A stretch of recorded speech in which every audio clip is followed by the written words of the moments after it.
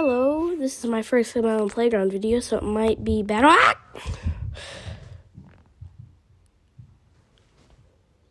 Hello, I'm to replace him. We'll be showing you how to make a chainsaw. So, 2 circular saws. Take one, flip it. Pause time or freeze time, as some people say.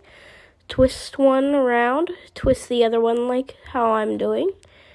And put them on top of each other like how I'm going to show you in just a second. Just got to fix it a little. Now, there we go.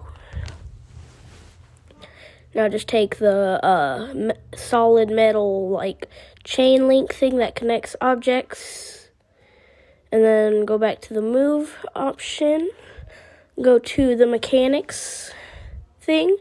And go to button toggle, get it? Take the wire thing, connect each circular saw, and then get back to the move option. Okay, then resize it to be a little tiny, and then just watch what I do. Put it up here.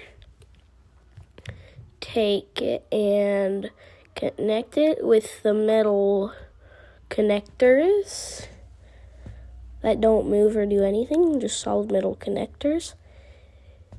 And there we go. Let's activate it. It doesn't scrape and it works. Yay. He's dead.